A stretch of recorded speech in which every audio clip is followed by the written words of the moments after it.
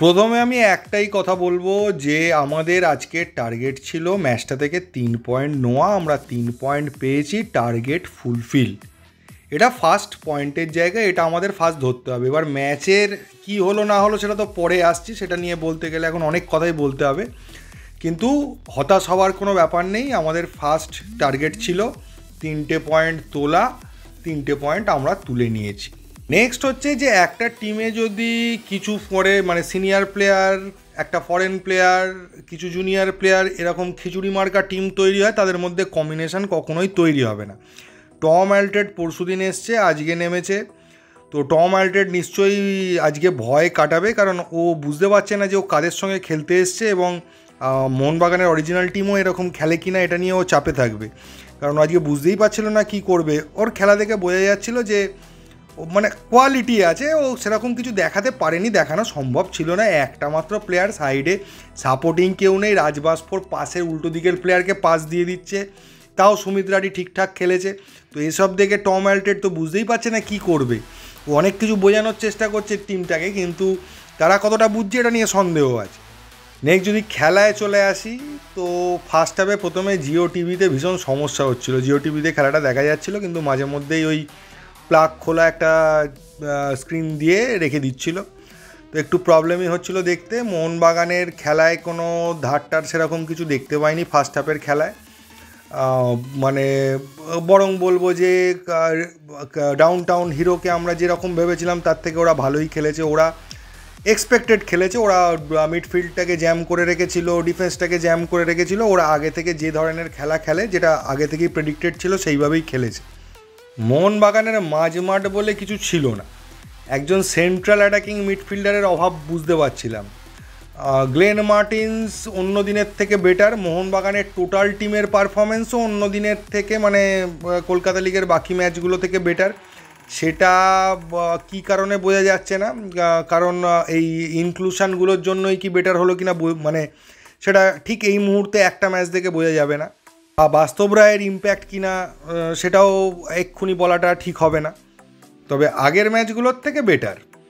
তো মোহনবাগান ওই চেষ্টা চালিয়ে যাচ্ছিল, কোনোটাই প্রপার চান্স ক্রিয়েট করা বা সেরকম কিছু হয়নি। উল্টে আমরা প্রচুর লুজ বল দেখেছি। এটা ডাউন টাউন হিরোজের জায়গায় অন্য কোনো টিম হলে তারা কিন্তু অনেকগুলোই গোল করে দিতে পারতো, কারণ যেরম জায়গা থেকে পাস দিয়েছে এবং তারাও সেটা নিয়ে গিয়ে যে খুব ভয়ঙ্কর জায়গায় নিয়ে চলে গেছে সেটাও তারা নিয়ে যেতে পারেনি। হয় বাইরে শট মেরে উড়িয়ে দিয়েছে, নয়তো কী করবে ভেবে না পেয়ে এক জায়গায় দাঁড়িয়ে গেছে, সাপোর্টিং প্লে হয়নি বলে গোল করতে পারেনি অপোনেন্ট।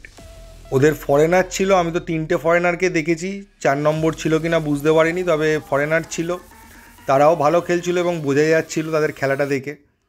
সুহেল ভাটকে একা লোন স্ট্রাইকার করাটা আমার মনে হচ্ছিল যে একটা ভুল হয়েছে, সেটা কমেন্টেটারও বারবার বলছিল, কারণ সুহেল বল পাচ্ছিল না। সুহেলের পাশে একজন থাকলে সুহেল অন্যরকম খেলে, এবং কেউ না থাকলে ও খানিকটা বোকার মতোই দাঁড়িয়েছিল ওখানে, বল পেলেও কিছু করতে পারছিল না। সাপোর্টিং প্লে বলে যে বিষয়টা হয় সেই জিনিসটা দেখতে পাওয়া যাচ্ছিল না জুনিয়র প্লেয়ারদের থেকে।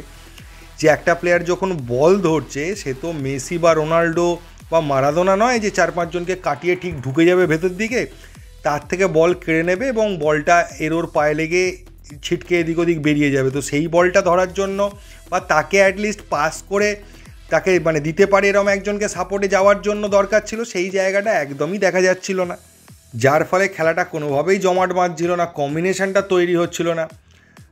পাসিং ফুটবল লাস্টের দিকে ওই ইনজুরি টাইমে কিছুটা খেললো, তখন খুব ভালো লাগছিলো খেলাটা দেখতে, তাছাড়া সেই খেলাটা সারা মানে ম্যাচ জুড়ে দেখা যায়নি। সাইদ জাহিদের একটা ইনজুরিও হলো, এবং ইনজুরিটা এমনই হলো ও আর মনে হচ্ছে না যে খুব শিগগিরই মাঠে নামতে পারবে। আঙুলটা ভেঙেছে কিনা বোঝা যাচ্ছে না, তবে একটা নখ উবড়ে গেছে। তো ন্যাচারালি এত তাড়াতাড়ি গোলকিপার হাতটা কাজে লাগবে, হাতে লেগেছে, মুশকিল আছে এক্ষুনি ফিরে আসাটা।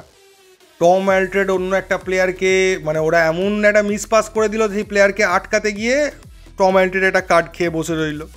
গোলটাও খুব ভালো হয়েছে, এবং গোলটা পুরোটাই ক্রিয়েট হয়েছে পেনাল্টি বক্সের আশপাশ থেকে। আশিস রায়ের রানটাতে ওরা ধরতে পারছিল না আশিস রায়কে, কিন্তু আশিস রায় তো আর ফিনিশার নয়, যেটা আমরা দেখেছি, ফলে ওই প্রবলেমটা ছিল। আশিস রায় ঢুকে বারবার যাচ্ছিল, কিন্তু ও তো আর কনভার্ট করতে পারে না, ওর পাসগুলো ঠিক হচ্ছিল না।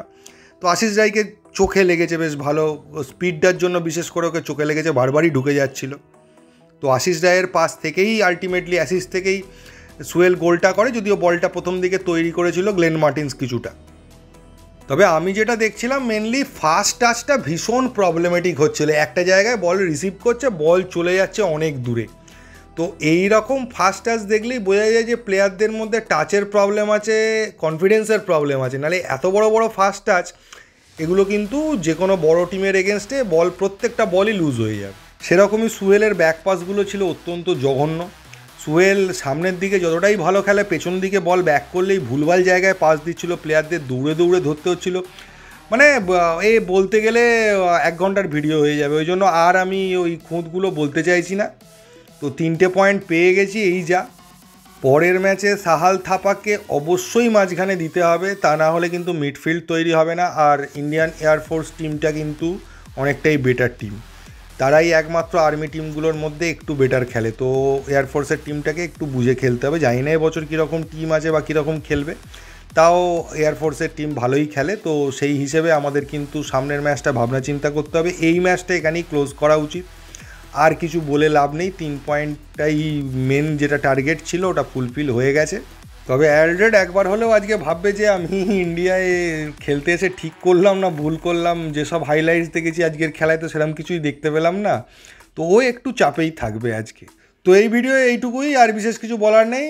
তো যদি ভিডিওটা ভালো লাগে প্লিজ চ্যানেলটাকে সাবস্ক্রাইব করবেন। থ্যাংক ইউ, ধন্যবাদ এবং জয় মোহনবাগান।